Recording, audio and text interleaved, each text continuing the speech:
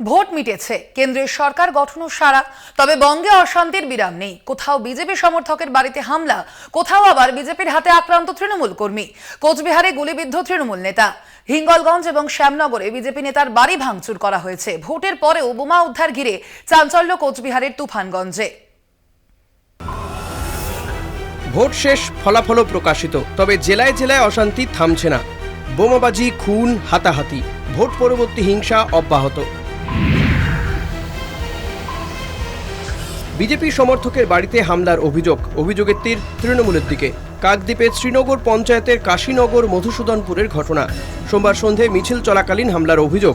পাশাপাশি বিজেপির সমর্থক রাজারাম প্রধানের নিজস্ব চাষের জমিতে জোর করে তৃণমূলের ব্যানার ও পতাকা লাগানোর অভিযোগ। সিসি ক্যামেরায় হামলার ছবি। হুমকিও দিয়েছে, আগামী 14 তারিখে আমাকে প্রাণে মেরে ফেলা হবে, সেরকম হুমকি দিয়েছে। সেই সঙ্গে আরও বলেছেন যে ওকে আরও 10টা কেস দিয়ে ওর চাকরিটা যাতে খাওয়া যায়। আমি একটা রাজনৈতিক দলকে ভালোবাসি, তাকে সমর্থন করি, বিজেপি। তার জন্য আজকের এই পরিণতি আমার, যে আমি কেন বিজেপি করলাম। সাঁইথিয়ায় আক্রান্ত তৃণমূল কর্মী, মারধর করে বাড়িতে আটকে রাখার অভিযোগ বিজেপির বিরুদ্ধে।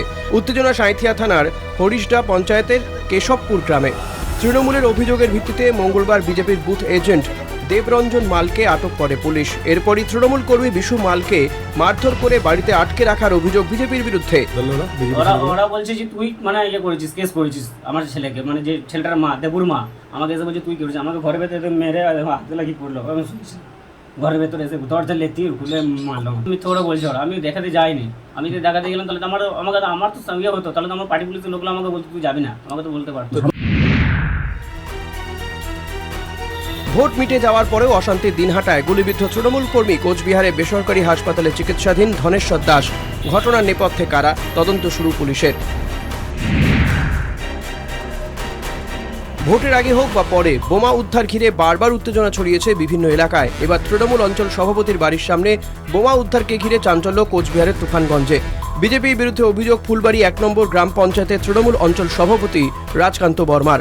অভিযোগ অস্বীকার বিজেপির।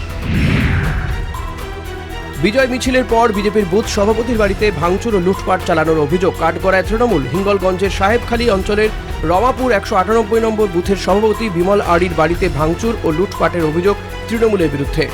বারবার আমাদের হুমকি দিচ্ছে, ওরা রেজাল্ট বেরোনোর পরে হুমকি দিচ্ছে, মেরে ফেলবো, খুন করে ফেলবো, ঘর থেকে তুলে নিয়ে যাব, এলাকা ছাড়া করব, আমাদের মুহুর্মুহুর ওরা হুমকি দিয়ে যাচ্ছে।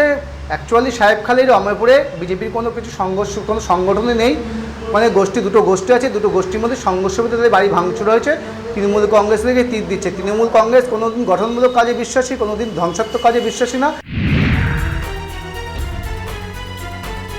গারুলিয়া দেশবন্ধুনগর এলাকায় বিজেপি নেতার বাড়িতে হামলার অভিযোগ। নোয়াপাড়া মণ্ডল 1 নম্বর সাধারণ সম্পাদক ধনঞ্জয় মালোর বাড়িতে হামলা চালানোর অভিযোগ তৃণমূলের বিরুদ্ধে।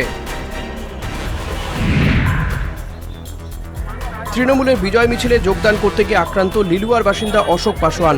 উত্তর থেকে দক্ষিণ সর্বত্রই ভোট পরবর্তী হিংসায় উত্তেজনা। কোথাও অশান্তির নেপথ্যে বিজেপি, কোথাও আবার হিংসা ছড়ানোর অভিযোগ তৃণমূলের বিরুদ্ধে।